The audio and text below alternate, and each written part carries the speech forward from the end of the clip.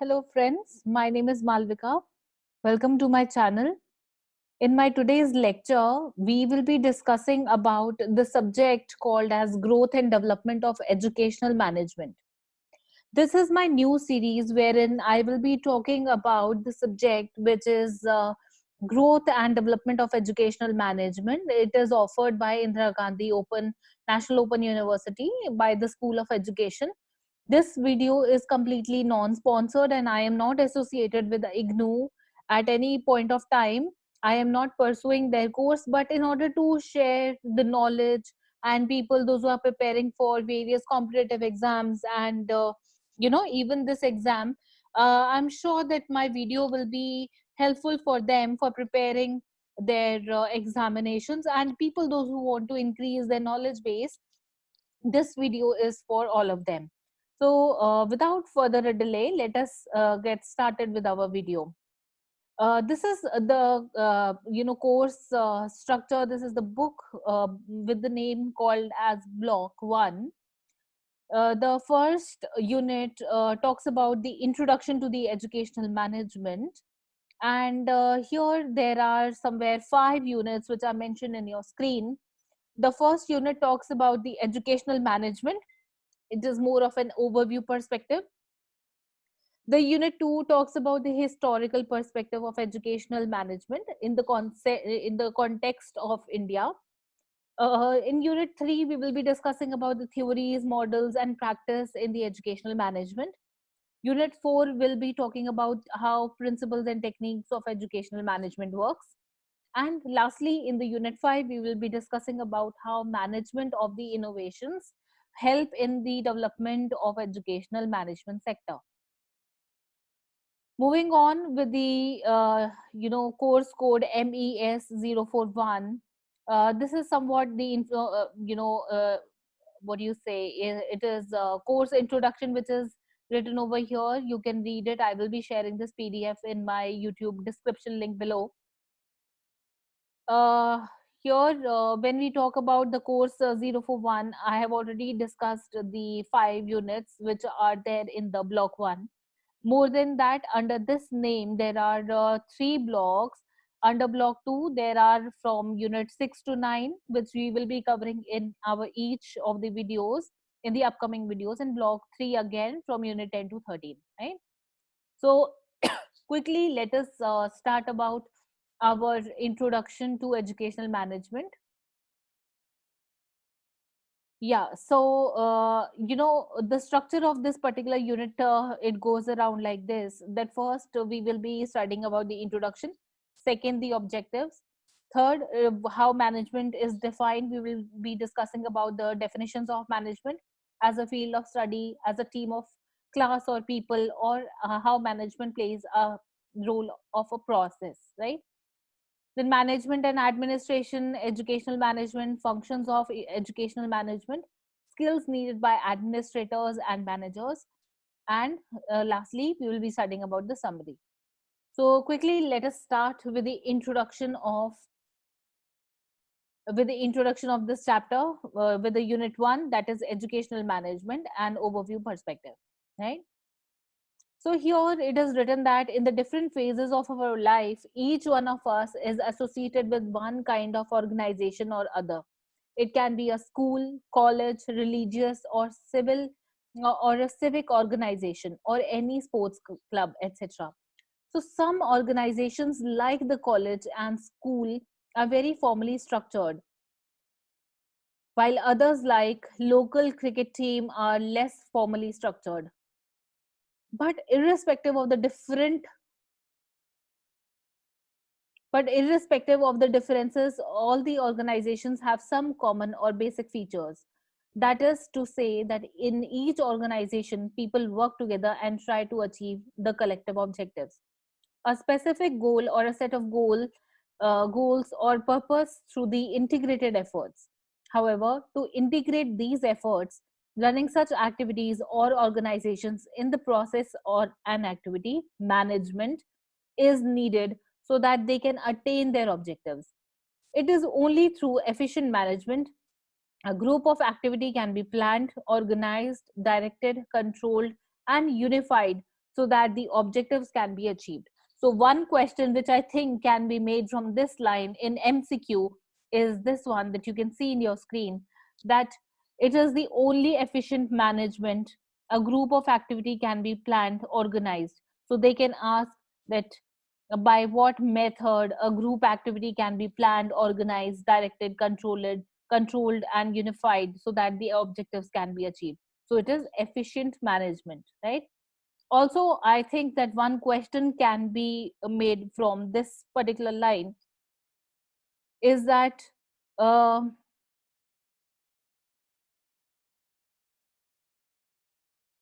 how is the structure of school and colleges? It can be formal, informal. So here it is formally structured. Schools and colleges are having a formal structured. Okay.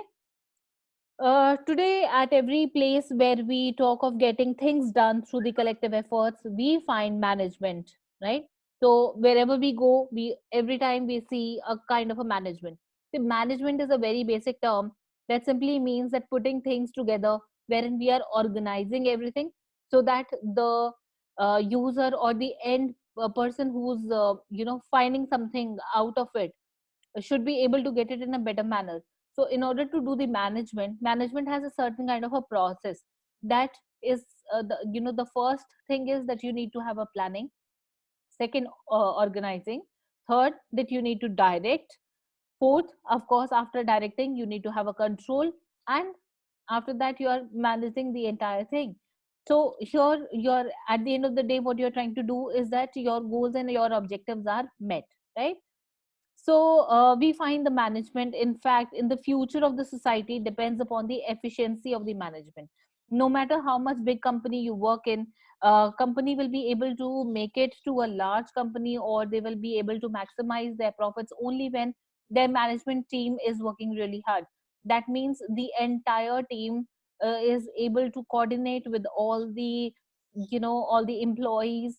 It can be starting from the HR, then admin, all the finance, accounts, your administrative.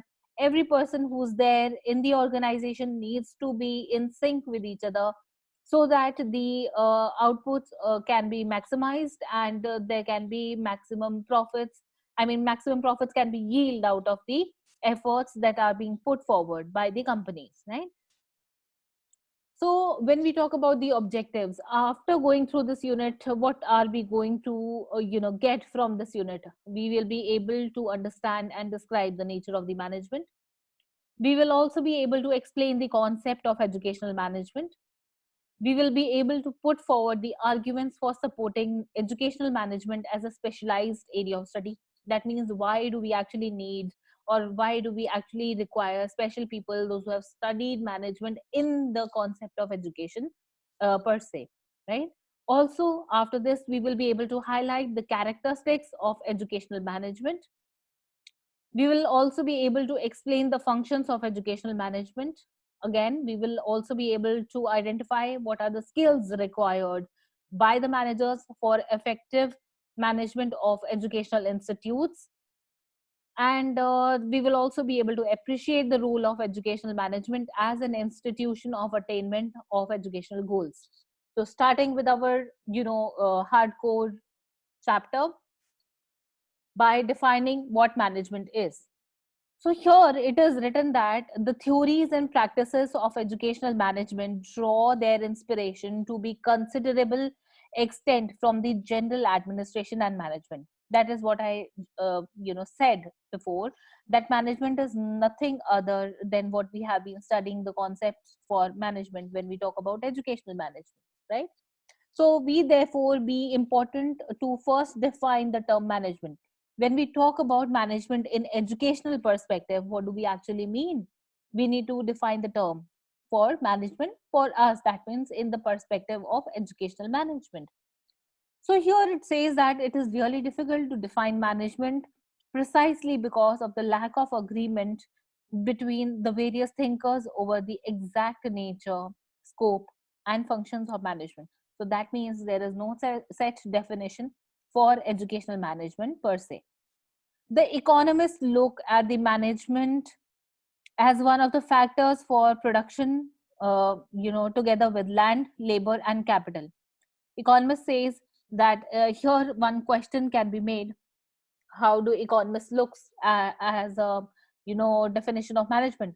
So here there are three important terms. The first one is production, factors for production, together along with land, labor, and capital. How sociologists views the management: they view the management as a class or group of persons and specialists in the management and administration. Particularly, practitioners regard management as a system of authority. So here, when we talk about sociologists, they say that it is a kind of a group of people who are specialized in the management itself, and they have special qualities when it comes to administrative management. And these people are the ones who have been practicing the management, managing of certain companies, certain tasks, certain positions, certain group of people. So people those who have been practicing this management and and are having administrative skills. So these are the people with whom we can call it as management. And they will also possess a system of authority. That means they will also hold a position wherein they will be in authority for taking decisions. Okay. So when we talk about the working definition simply means that what according to us means this particular definition, right? In order to understand this concept that we will be referring to again and again in our upcoming lectures, here they have said that we can try to we are trying to attempt to a working definition for educational management.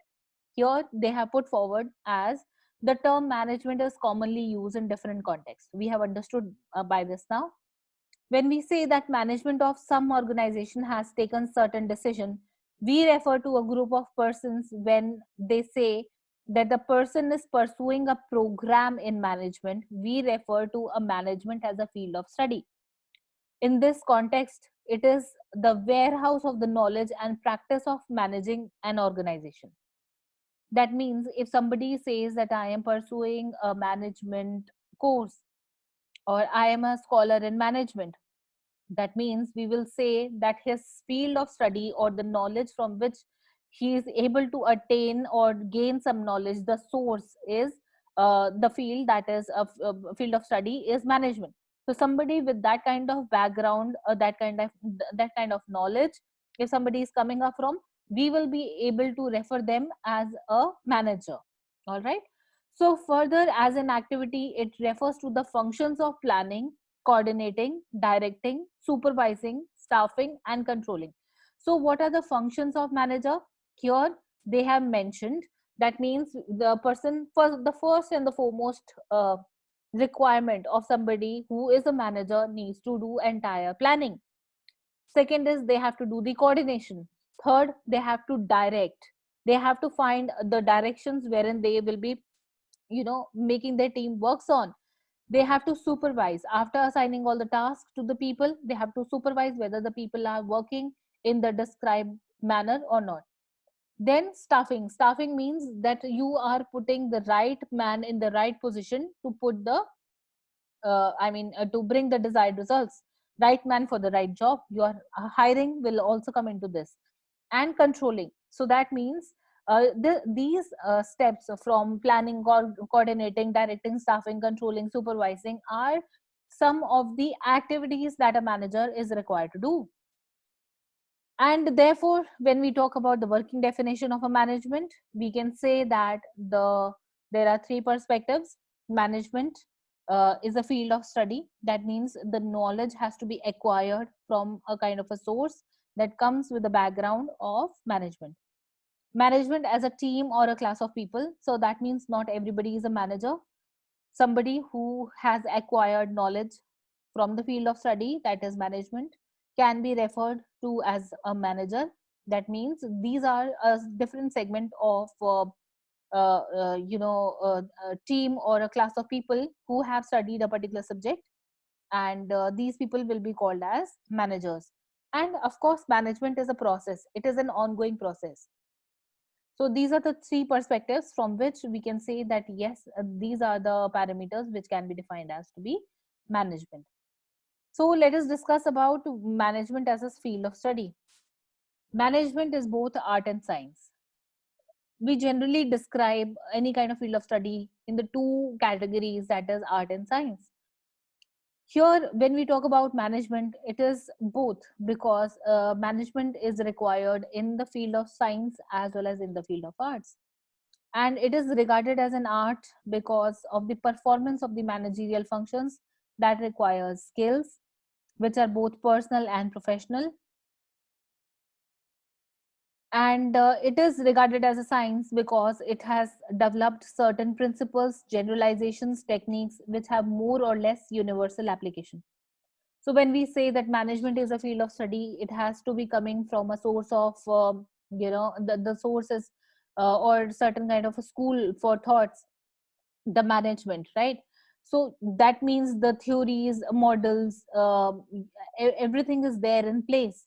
Therefore, a universal practice has been going along. People have been studying the same concept at a universal level. Therefore, it is a science. And when we talk about arts, it's more of a creative, it's how you deal the day-to-day situations. No book can teach you that, but you will learn it on as and when the situation comes. So that is why it is art and science together. Universities and college, it is studied as a discipline, right? When I'm referring to this point again and again, that it is coming from a source, that means it has a certain kind of a discipline. Discipline means a certain section of a study wherein management will be taught fully. Okay. As a discipline, it consists of specific body of knowledge, skills, technique, and principles with which the students of management study. Thus, when someone says that he or she is a student of management, it means that he or she is pursuing a particular field of learning, that is management. Management as a team or class of people. Here, the management is referred to as an individual group or individuals occupying managerial positions. Generally, management as a group is classified into three parts. The first one is patrimonial or family management, which is also known as feudal, dynastic, or proprietary management. The second one is political management, and the third one is professional management. So one can make a question in this particular point as well, that how many parts are there. Generally, management is a group which is classified into how many parts, or patrimony, political, professional. They can use certain kind of another word. So you will have to identify, right? So patrimonial or family management is also known as a feudal, dynastic, or proprietary management. The name itself suggests that the which has been inherited from your parents. It is the oldest management class. In this, the owners become the managers, and the different family members occupy the managerial positions. For example, in India, in many privately managed educational institutions, this form of management skill still exists, right? This system suits the medium and the small sized units. When we talk about the second point, that is political management, here in this system, it is quite frequent that the Indian public sector organization, these are established by the political party in power, and party enjoys the right to manage them. The general policy is made by the government, and the top level managers are also appointed by it. Professional management, here the owners provide initial financial resources, well qualified and trained managers who are paid employees, and are appointed through the selection based on their professional competencies to manage the organization. So I hope you have understood that when we talk about management as a class of people, there are three, it is divided into three parts: patrimonial or family managed. It is also known as feudal, dynastic, and proprietary. Second one is political management, and the third one is professional management. Understanding management as a process. Here, there are many definitions which are given in this particular context when we talk about management as a process. Let us have a look at it. There are many definitions of management which emphasize one or the other important aspect of management activity. So, here, what we are understanding is that the definitions are based on what kind of activities are being performed in the perspective of management. Mars Parker Follett in 1868 to 1933, who wrote on the topic in the earlier 20th century, defined management as the art of getting things done through people. So please remember this name. It is an important name. Mark Mars Parker Follett, 1863 to 1933. He has written in the early 20th century, and he has defined management as the art of getting things done through the people. So this can be a potential question. It can come and match the following, wherein a definition will be written. Art as a, art of getting things done is written by whom, is said by whom. So it is Mars Parker Follett. This definition is incomplete as it reflects if the employees are the means to certain ends, means to meet the certain ends, which is not true. One cannot overlook the needs and aspiration of the people working in the organization. So according to Harold Newts and Cyril O'Donnell, again please remember these names, Harold Newts and Cyril O'Donnell, they have given this long definition which says that, which explains more, okay, which says that management is the art of getting things done through and with people in formally organized groups. It is the art of creating an environment in which people can perform as individuals and yet cooperate towards attainment of goals. It is the art of removing obstacles or blocks to such performance, a way of optimizing efficiency in reaching the goals. Management is thus the art of directing and inspiring people, right? So it can come, this definition can also come with a name who has written this in the match the following. So here it is given by Harold Newts and Cyril O'Donnell.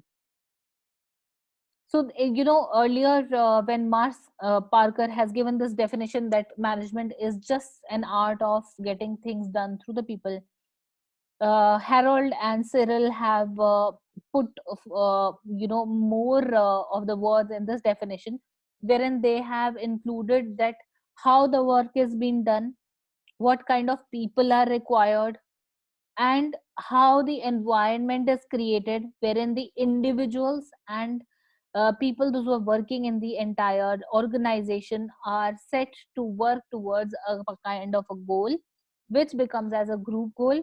And it also talks about how the problems and obstacles are being removed by by the managers, wherein they help in optimizing the efficiency and increasing the potential of their employees for reaching the goals. Then there is another person, George R. Terry. He has given this definition: management is a distinct process performed to determine and accomplish stated objectives by the use of human beings and other resources. So, one point here which he has given, which is different from Harold and Cyril, is that he has talked about objectives by the use of human beings and resources is the word here, right? So that means we are using other kind of resources for achieving the stated objectives. So here the objectives are not done by the are not defined by the individuals.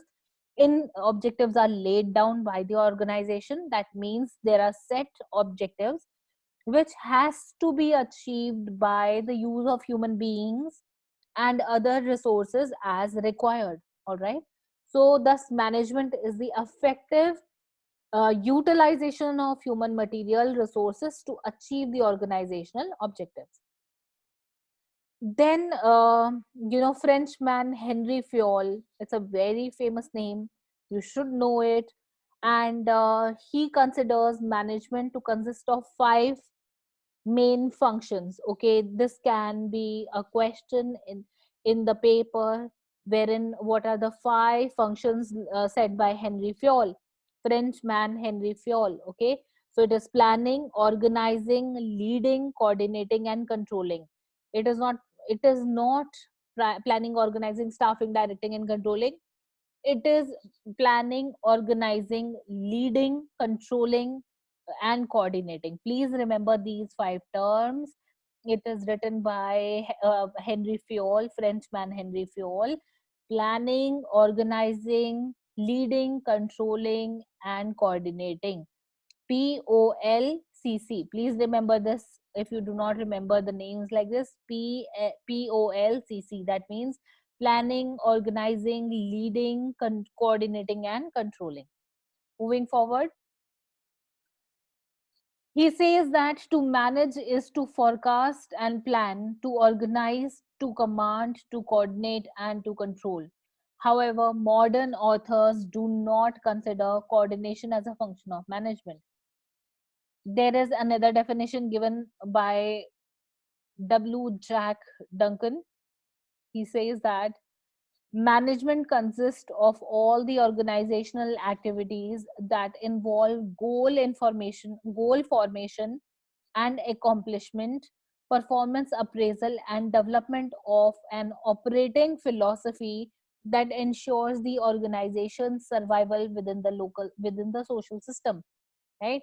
So he says that there are again a different set of perspectives which are visible here. They are that he's saying that when we talk about management at all the organizational activities, that means whatever activities are supposed to be performed in the organization are a form of management or managerial activity. There has to be a goal which is supposed to be formulated and accomplished.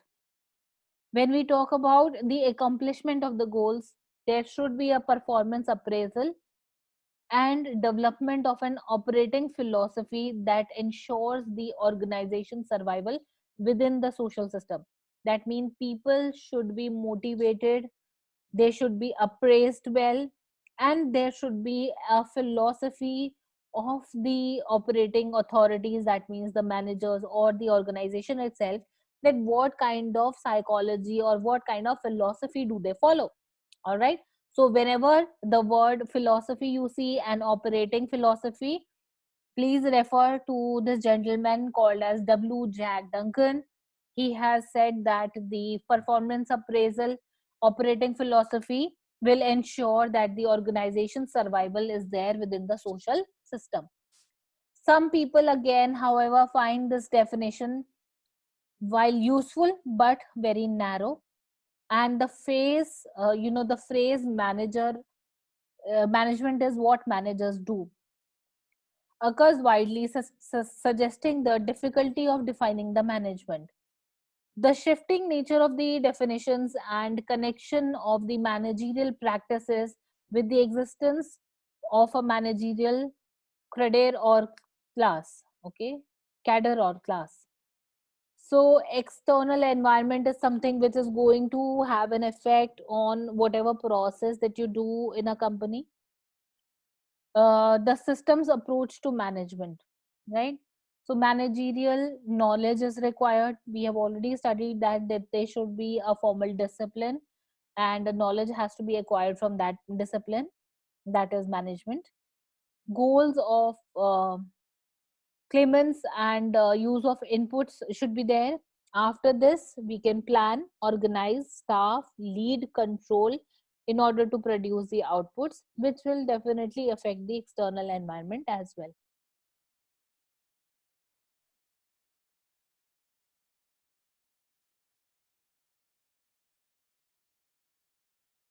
So, moving on to our next topic, that is management and administration. How management and administrations are interrelated. A terminological conflict. Okay, what is the conflict between them and how they are interrelated?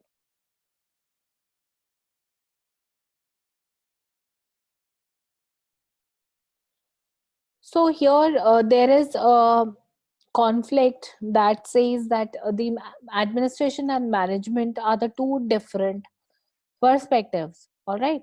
So in 1923, Oliver Sheldon said that it was the first. It was firstly raised by him that the usage of the two terms administration and management are having a terminological conflict, and it was emphasized that the administration as a decision making function and management is more of an executive function. So since then the debate is very often raised as to whether or not there is a difference between the two terms. On the analysis of the various conflicting views which are expressed in these regards are the three conclusions which can be drawn. Administration is a determinative function and management is an executive function. So here this question can be made, which can be said that administration is what function and management is what function. Administration is determinative function and management is an executive function. Administration is a part of management, whereas the management is a generic term which includes the administration. Okay, there is no difference between the management and administration. So there are three conclusions that can be drawn. We have already discussed them. Administration is a determinative function and management is an executive function. Let us discuss about this particular perspective. Some authors, notably William Newman, William R. Sprigal, and Ordway Ted, and Oliver Sheldon, believe that the administration and management involve different functions. So, administration involves overall setting up of the major objectives, determination of the policies, and major decision making. However, management is essentially concerned with the execution of these policies, decisions through the actual active direction of human efforts with a view of getting the things done. In this words of Spiegel in 1957, this definition of administration was laid. That is, administration is the phase of a business enterprise that concerns itself with the overall determination of institutional objectives and policies necessary to be followed in achieving those objectives.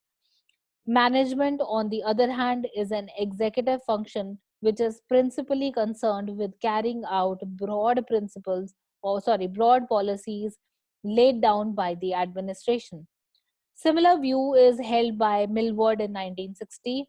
Again, a definition written by him is that administration is primarily the process and the agency used to establish object or purpose which an undertaking and its staff are to achieve. Secondarily, administration has a plan to stabilize the broad lines or principles which will govern the action.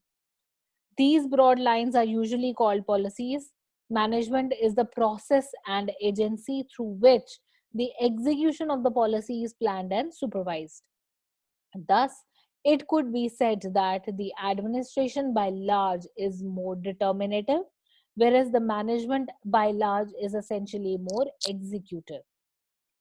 Second perspective says that administration is a part of management and management is a generic term that includes the administration.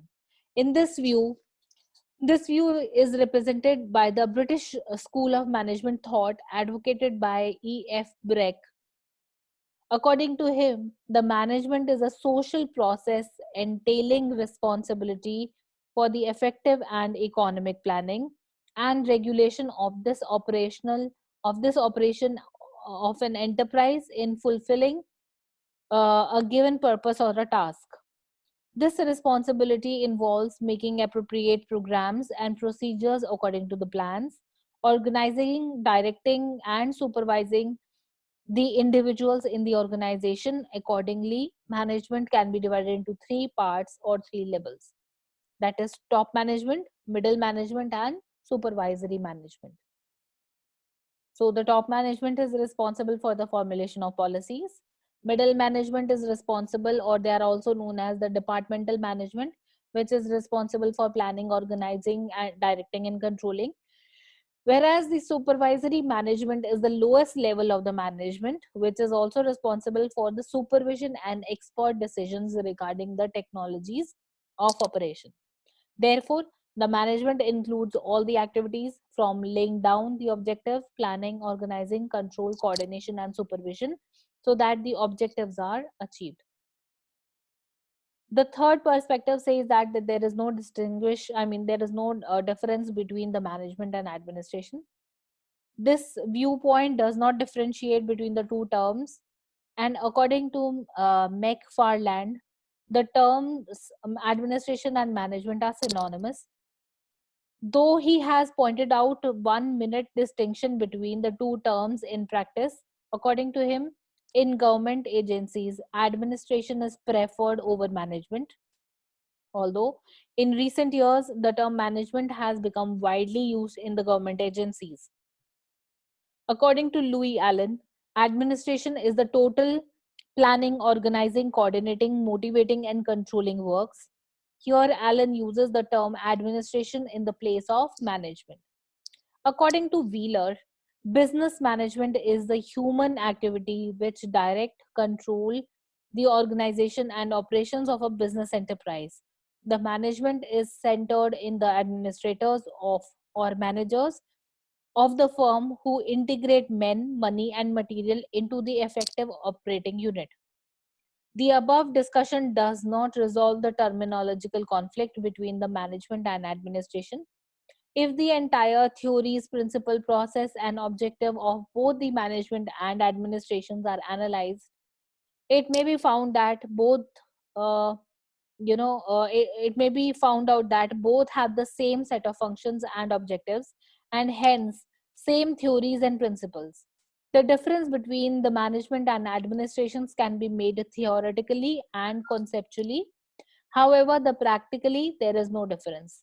It appears reasonably to use the term management to signify the different aspects of the managerial activity. It is the same set of individuals who perform both the set of activities, that is, framing the policies, the administrative activities, and executing them. Besides, since the management is often divided into three levels, the top, middle, and the supervisory, it covers all the activities of administration and management.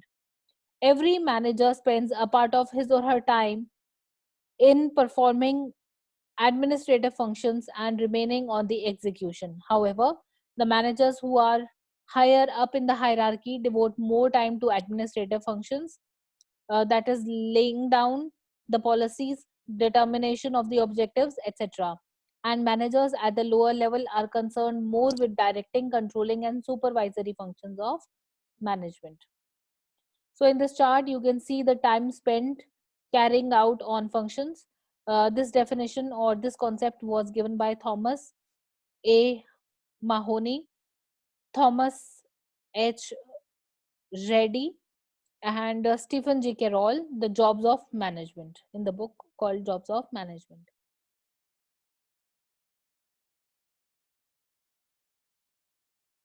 So here are some quick questions wherein we can progress. Wherein we can check the progress. Uh, you all can write the answers. The first question is there any difference between management and as administration? Give reasons in support of your answers. We already have an answer for this. There are three different perspectives. How is our educational system organized? This was the first point which I told you. So you have to tell about it. It is formally organized, and how formally it has been organized, you can discuss about it. Moving on to our next topic, that is educational management. So here it says that in order to understand the management of education in the country, it is necessary to understand the structure. Generally, the education system in a country is organized on the basis of levels. That means the stages of education, each of which is identified as a specific level of attainment. These stages are elementary education, which encompasses of both primary and upper primary education, secondary education, senior secondary education, that is also known as general education and vocational education, and post secondary senior secondary education, they're known as higher education in all the forms of professional and technical education. So here one question can be made out of this, is that where does vocational education lies? So it will come in the senior secondary education category. Okay. And what about higher education in all the forms? That will come in the post secondary or post senior secondary education. At present, the pattern is 10 plus 2 plus 3 pattern. But now, from next year onwards, that means from 2021, with the incorporation of new education policy, this will be changed. Schooling comprises of 2 years of pre-primary education, 8 years of elementary education, that means from first standard to eighth standard, divided into two, 5 years of primary and 3 years of upper primary, from sixth to eighth, followed by 2 years of secondary education, in culminating the 2 years of senior secondary education. On completing secondary school, students can opt for either academic stream, which further branches into arts, commerce, science, or vocational stream, each of 2 years. The option of joining the industrial training institutes and polytechniques is open to the students after middle level, that means after class 8th, and secondary school pre-examinations respectively. The senior secondary school certificate, that means 10 plus 2, enables students to higher education courses of study in general education or technical or professional courses. Consequently, we have educational institutes of various kinds: primary schools, middle schools, secondary schools, institutes of higher learning, colleges, universities, etc. Normally, when one speaks about the educational management, it is the management of these institutions that is likely to have in focus. However, education being a social system deeply affects the lives of the people as a whole, and thus the role of the government in the management of education becomes inevitable. It is only the government of our country, which considers various issues, you know, in the broader perspective of a nation's interest. Most government frame a national policy on education to provide a broader framework, ensuring the implementation of the policy and formulate legislations that provide for the regulatory framework within which the private and the public sectors function in the field of education. It as it cannot run all educational institutes directly. Generally, the overall framework that most government provide would cover educational structure, that means the level of education, standards of attainment at each stage, mobility from the stage one to another, organizational, institutional, organization of institution at each level. Second point, resources that will include the grants, sources of finance, pieces and other sources of management patterns, etc. Curriculum, the subject to be taught, contents of the courses, national core curriculum may be in the form of model only, examinations at the national and international, institutional level, not international, institutional level. Academic resource, that means qualification prescribed centrally by the law or determining institutions on the basis of models or guidelines, recruitment and training of teachers, their condition, service, etc. Performance assessment and review, performance audit of institution, organization, systems, and review of the policies, changes in the direction, etc. The role played by the government will vary depending on the structure of the governance in the country. Countries like India, having a federal structure, have largely decentralized system. So there can be a question on this particular point, that what kind of a structure India has. So India has a federal structure, which is decentralized system in which the states perform most of the management functions, and also local self government plays major responsibility, especially in the areas of finance and management, within the parameters of the policy laid down at the national level. However, a fully centralized system, the education system is run by the central government authority. Thus, the organization of education can be seen in the terms of the tiered system structure.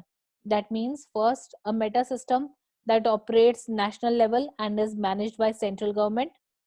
It is responsible for the formulation of policies, funding, and the management is far removed from where these action lies. Second, a meta system that functions primarily in the sphere of educational and national policy and includes various agencies established for managing, planning, coordinating, regulating, and evaluating specific areas of education. University education, technical education, teacher education, medical education, etc., are assigned to them. So there can be question in these 3 points which are written over here. They can say that a meta system that operates in the national level is managed by whom? So it is managed by central government, which is responsible for policy funding and making. The third point is institutional system, which is concerned with prescribing courses, appointment of teachers, and ministerial staff, admitting students, imparting education, evaluating students, and managing finances and administration. This system is the core of the education system. Okay. So education management encompasses of the management of all the three systems. Before discussing the functions of the education management, it may be pertinent to point out that important issues in the system of education in India are to redefine the concept of educational management, enlist learning outcomes, and recast the curricula and orient the teacher learning methodology for meeting the future requirement of educational management in India. So, what are the functions of the educational management? The next topic is to understand the functions of the management. Let us analyze first of all what managers do. According to Resser in 1973, he suggested that the managers are the people who set the objectives for using available resources, formulate plans for achieving those resources, identify the activities to be performed, organize the activities into groups or departments, define the task to be done, group the task into jobs, staff jobs with the people, initiate work activities, supply incentive to stimulate productivity, set up controls to measure the achievement of the objectives, and lastly to take remedial action of the objectives which are not being met.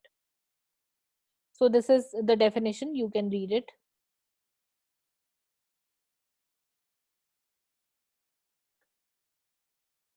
We have already discussed that the functions can be broadly categorized as planning, organizing, staffing, directing, and controlling. Okay. So again, these are the 5 points. Under planning, of course, there are certain points which are supposed to be answered. I have already discussed them in the starting of the lecture. That what is an action which is necessary to be done, what is to be done. Basically, answer of 5 W's and 1 H: what, when, where, and how. Then you can definitely read it. It is not a major point to be discussed.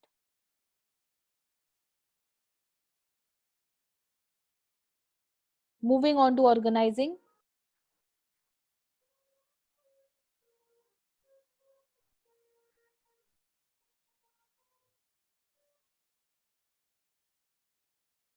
Sorry, there's this truck horn. Never mind. Moving on to organizing. So, organizing is the management function that establishes the relationship between the activity and authority. It refers to the following of the four distinct activity. So here they can obviously come up with the question that how many functions are there of organizing, or what are any one of them could be asked, and they can ask you this is this is related to what. So the first one is to determine the specific activities that are to be taken to be under to achieve that are to be undertaken to achieve the organizational goals. Here you can put it into planning, but right now it is under organizing. So classifying the activities needed in the various categories and then ungrouping them into several managerial work units, assigning the activities to the individuals and delegating the appropriate authority, designing a hierarchy of decisions for making roles and relationships. Uh, Plunkett and Artner has given this definition of organizing, which is important in the perspective of examination. Organizing begins with and is governed by plans. An organization must be built, or an or an existing one must be modified to see to it that the plans are executed and their goals are reached. The organization must be able to concentrate in the resources in a unified way to translate plans from intentions to reality in operations. The term what and how of the plans will be have to be formulated into specific sets of activities that can be assigned to people for implementation. And for example, the different subsystems of a school or a university have to be performed.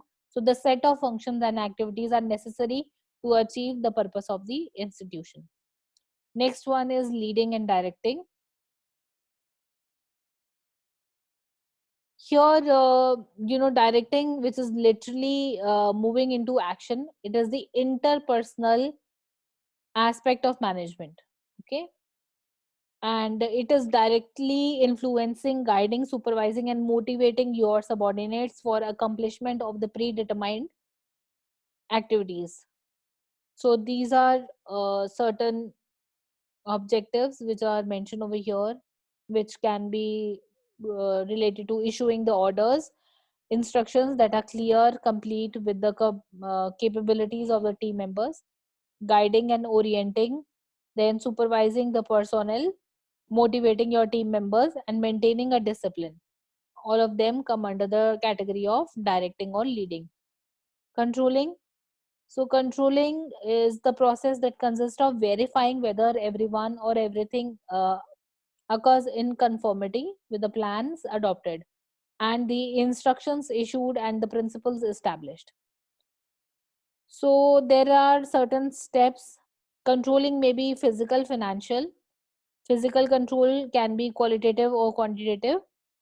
They are exercised by the person supervision and by checking, whereas the financial control is exercised through the budgetary control and cost accounting control. So there are certain process. The first one is that we need to establish the standards of performance to ensure the performance is in accordance with the plan. Appraisal of the performance, comparison of the performance with the predetermined standards, and taking the corrective actions. Moving on to staffing. Staffing, this definition given by Carl R. Anderson. According to him, staffing begins with the strategic plan for the organization that defines the different kind of jobs people will have to do. Staffing is concerned with fitting people into these jobs, matching their skills and abilities of the person, which are requirements of the job. It is also concerned with training people as a job requirement change and managing their careers over their work life. All right, please remember his name. His name is Carl R. Anderson.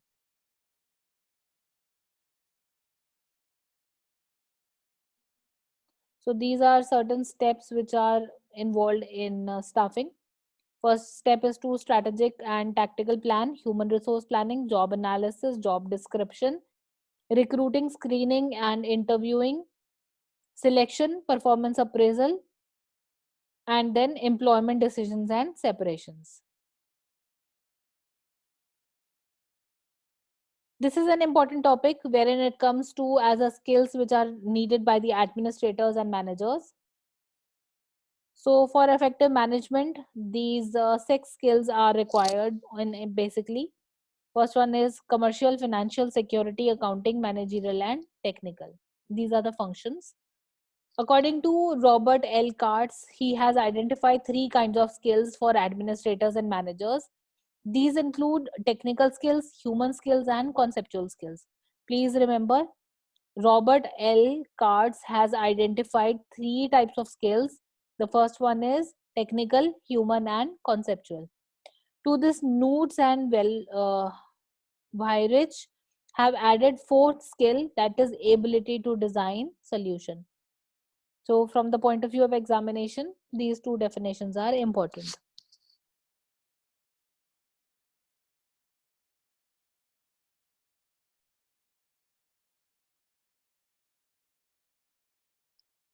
So there are certain questions which can be answered. You can use it for your paper. This is it for the day. This is it for the video.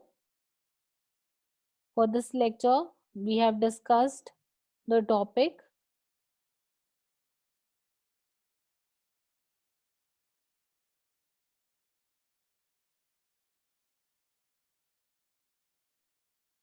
These are the things that we have discussed today. We have already defined management as a field of study, as management as team or class of people, and as a process. We were also able to understand what are the terminological conflict between the terms management and administration, what education management is, what are the functions of education management, which includes planning, organizing, directing, staffing, and controlling. What are the skills that are required by the administrators and managers, which are technical, human, conceptual, and administrative skills. That's it for the video.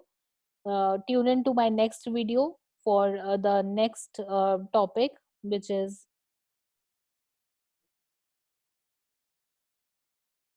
educational historical perspectives of educational management in the Indian context.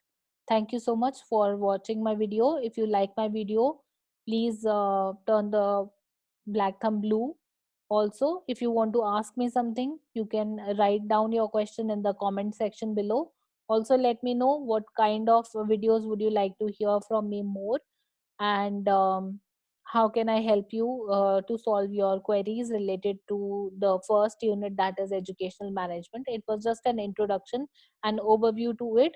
In the upcoming videos, as you can see on the screen, we will be discussing about all these topics in detail. And thank you so much. Please share this video with your friends and family and people, those who are preparing for a competitive exam related to educational management. It will be really helpful for them. Thank you so much for watching. Please subscribe to my channel. Have a good day.